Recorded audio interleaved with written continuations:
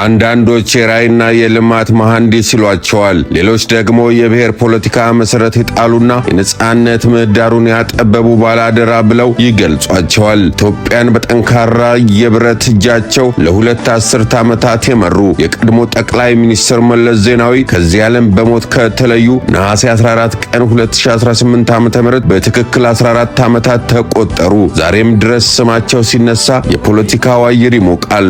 አሻራቸውን በአገሪቱ ምድር ላይ አከራካሪነቱን እንደጠበቅ አለ። ሰላም ጤና ይስጥልን የፈጠነ ሚዲያ ቤተሰቦች፣ እናንተ መለስን ስታስቡ ምን ትዝ ይላችኋል? ኮሜንት ላይ አጋሩን። መረጃችንን እንደሚከተለው ይዘነዋል።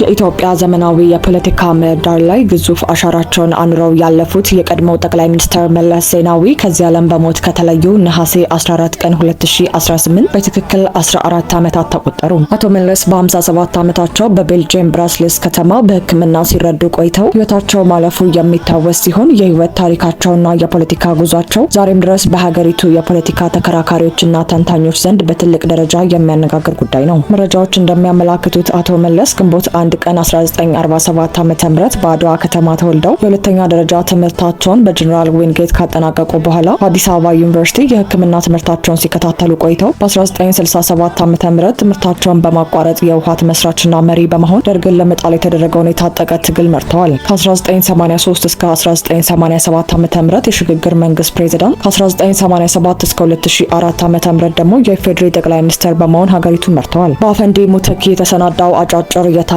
ማስታወሻ እንደሚያሳየው በወቅቱ በህዝቡ ዘንድ የነበረው የፖለቲካ ግንዛቤና የመንግስት መዋቅር ውህደት ምን ይመስል እንደነበር በአሽሙርና በሀገረኛ ፈገግታ ታሽቶ ቀርቧል። በ1985 ዓ.ም በኢህአዴግና በኦነግ መካከል ጦርነት በነበረበት ወቅት የአሜሪካ ድምጽ ሬዲዮ ከአቶ ገለሳ ዲልባ ጋር ያደረገውን ቃለ ምልልስ ያዳመጠው ሁሴን የተባለ ግለሰብ መለስ ዜናዊ ለኢህአዴግ አግዞ እየወገነ ነው ማለቱ፣ እንዲሁም መለስ ዜናዊ ማን ነው ተብሎ ሲጠየቅ የዓለም ሀገሮች ሲጣሉ የሚያጋግል ማለቱ በወቅቱ የነበረውን የመረጃ ፍሰትና የዜጎችን የፖለቲካ ግንዛቤ ክፍተት በግልጽ ያሳያል። ሆኖም ይህ ታሪክ ከቀልድ አልፎ አቶ መለስ ዜናዊ ፓርቲያቸውን ኢህአዴግንና መንግስታዊ መዋቅሩን ያዋህዱበት የፖለቲካ የበላይነታቸውን ያረጋገጡበትና ሁሉንም ውሳኔዎች በማዕከል የመቆጣጠር ብቃታቸው ምን ያህል እንደነበር ማሳያ ነው። መለስና ኢህአዴግ ተነጥለው የማይታዩበት ደረጃ ላይ ደርሰው እንደነበርም ያሳያል። በተጨማሪም በአቶ መለስ ዘመን የተቀረጸው የፌዴራሊዝም ስርዓት የብሔር ማንነትን መሰረት ያደረገ በመሆኑ የሀገሪቱን ልዩነቶች በአንድ በኩል እውቅና እየሰጠ ቢሆንም በሌላ በኩል ደግሞ ለቀጣይ ብሔር ተኮር ግጭቶችና የፖለቲካ መከፋፈሎች መሰረት ጥሏል በሚል አሁንም ድረስ በስፋት ይተቻል። አቶ መለስ ዜናዊ በኢኮኖሚው ዘርፍም እንደ ዓለም አቀፉ የገንዘብ ድርጅትና የዓለም ባንክ ያሉ ተቋማት የሚጫኗቸውን የነጻ ገበያ ፖሊሲዎች በመቋቋም ልማታዊ መንግስት የተሰኘውን ፖሊሲ ቀርጸው ተግባራዊ አድርገዋል። በዚህም መሰረት የታላቁ የኢትዮጵያ ህዳሴ ግድብ የኃይል ማመንጫዎች፣ የባቡር መስመሮችና የትምህርት ተቋማት እንዲስፋፉ መነሻ አስቀምጠዋል። ሀገሪቱ ለተከታታይ ዓመታት ባለ ሁለት አሃዝ የኢኮኖሚ እድገት እንድታስመዘግብና በዓለም አቀፍ ደረጃም ፈጣን እድገት የሚያስመዘግቡ ሀገራት ተራ እንድትሰለፍም ምክንያት ሆኖ ነበር። ኢትዮጵያንም በጂ8 በጂ20 እና በዓለም አቀፍ የአየር ንብረት ለውጥ ድርደራዎች ላይ የአፍሪካ ዋና ድምጽ አድርገው በማቅረብ ረገድ ከፍተኛ ተጽዕኖ ፈጥረዋል። ነገር ግን ይህ የልማታዊ መንግስት አቀራረብ የግል ባለሀብቱን ሚና ያጠበበና የመንግስት ባለስልጣናት በኢኮኖሚው ላይ ከመጠን በላይ የበላይነት እንዲኖራቸው በማድረጉ ለሙስናና ለመዋቅራዊ የዕዳ ጫና በር ከፍቷል በሚል ይተቻሉ። ደራሲና ጋዜጠኛ በወቅቱ ስዩም ባቀረበው ገላጭ ማስታወሻ ላይ እንደተጠቀሰው በአቶ መለስ ዘመን በሀገሪቱ የነበረው የደህንነትና የሰላም ሁኔታ አሁን ካለው ነባራዊ ሁኔታ ጋር ሲነጻጸር ትልቅ ልዩነት ይታይበታል። ደራሲው በትግራይ እስከ አዲግራት በአባይ ሸለቆና በልዩ ልዩ የኦሮሚያ ክፍሎች በእኩለ ሌሊት ሳይቀር በሰላም ይመላለስ እንደነበርና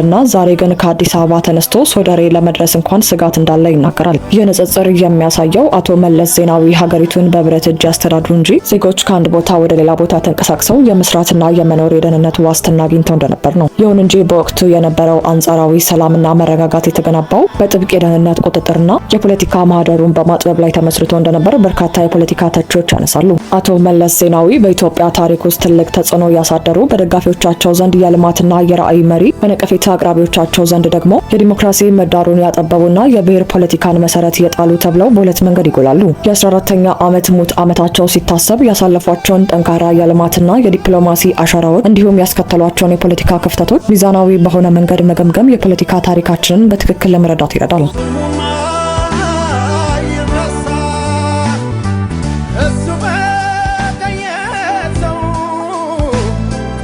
You're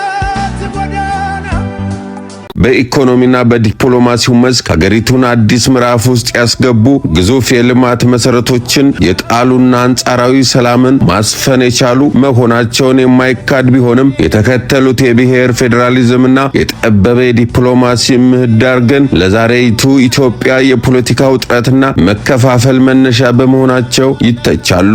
የዛሬው መረጃ በዚህ ያጠናቀናል። ስለመለስ ዜናዊ ምን ታስባላችሁ? በኮሜንት አጋሩን። ቪዲዮን ላይክ፣ ሼር በማድረግ መረጃውን አድርሱ። ሰብስክራይብ በማድረግ የፈጠነ ሚዲያ ቤተሰብ ይሁኑ። ሰላም ቆዩን።